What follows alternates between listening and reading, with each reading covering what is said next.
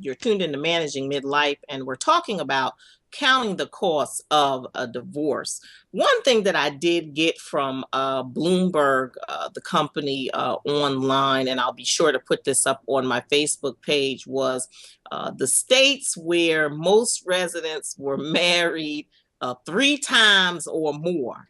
And so I don't know if this means that they had higher divorce rates or not, but Arkansas was the #1 state where the population, a percentage of people were married more than 3 times. I found that to be interesting. So that means there's a lot of divorce and remarrying going on in Arkansas. Oklahoma was next, Idaho was third, Tennessee was fourth, and Alabama was number 5 on the list for multiple marriages. So we're talking about counting the cost of divorce. Breaking up is hard to do, as if the emotional toll wasn't hard enough. Couples who split are you're going to have to confront harsh financial realities in addition to emotional realities. Divorce means there's going to be an extreme lifestyle shift that comes when one household cleaves into two. And so, a 2012 General Accountability Office report found that women's household income fell more than 41% on average, and it was more than 20% for men.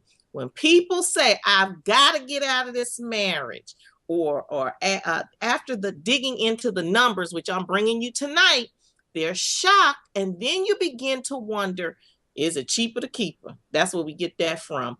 Can I really afford it? And so there were 16 things in terms of counting the costs of a divorce. I can't get into all 16 tonight, but I'm going to try to give you a few of them.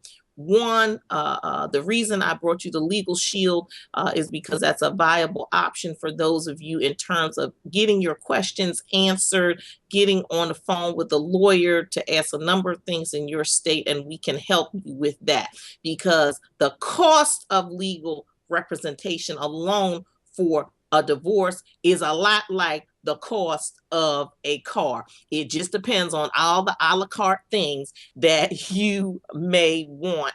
And that's uncontested. If child custody is a factor, then you're going to spend a whole lot of money dealing with that. So paying the lawyers right then and there is a major cost.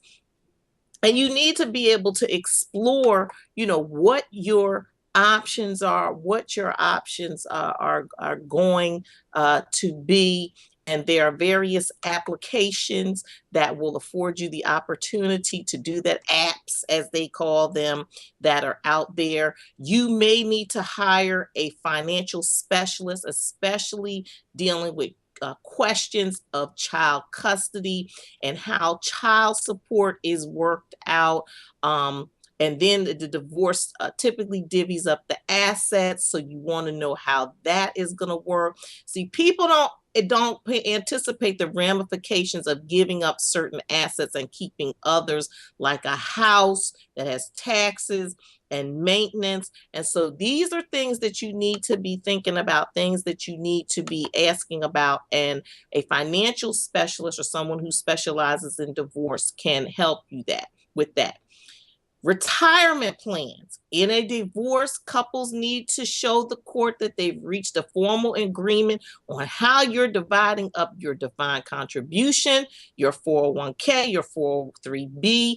And this document is often called a quadro, which is a qualified domestic relations order. You need to think about that. Especially when it comes to Social Security, because there's a time frame. If you've been married over 10 years or time frame, you need to go to Social Security's website and check that out. And so carving up the retirement plans. Some divorces require a team that goes beyond a lawyer and financial expert. If minor children are involved and there's not an agreement on custody and support, then a child custody evaluation needs to take place, which means that's going to be more money for you that you may have to pay out. See, all of these things start coming into play. If you haven't worked, you need to assess what is your earning potential. Men and women, what can you do? What can you go into the workplace and get a job, and whatever job you get while you're waiting for all this legal and financial stuff to settle, how are you going to live? How are you going to pay your bills? How are you going to support the children? How are you going to pay the rent? How are you going to feed them? You also want to learn about legal traps in terms of alimony. What's taxable income? Is child support taxable? Is alimony taxable? You need to be asking your tax accountant about that. What's next on the list after the dealing with the alimony? Taxes. This is a big deal. If both parties have similar salaries, divorcing could drop each into different tax brackets. Then you need to know about who's claiming the dependents. Am I going to claim? Are you going to flip-flop years? What are you going to do? Health insurance. Now, if you're on your spouse's health insurance and now you got to go find your own health insurance, or you're getting put off after a certain time because of a divorce, you need to look into the Affordable Care Act to see if that's going to be a viable option to you, or some other means through your employer, if you're taking an employer that offers health insurance for you and your children. What else do you need? You have to consider your credit. Consider your credit. And this goes for both of you in terms of when you have joint credit, and now you got to break that down with creditors. So these are all things that you need to consider. Figuring out college financing. This is a big implication for divorces, a big implication for financial aid. Why? Because if you have children that are in school and you are filing a joint FAF form, and now that children may in the physical custody or legal custody of another parent, who's filing the FAF form? Who's giving the financial information for the FAF for your child to go to school? These are all major things that have to be covered, and probably you're not thinking about them. Angela wanted to tell you a little bit about DC4K. What is DC4K? DC4K is this divorce care where children can go there to learn if they can to control their anger and their sadness about it, and it's this show called Divorce Care for Kids, where they have issues with their parents and they're trying to discuss it out with plays and things.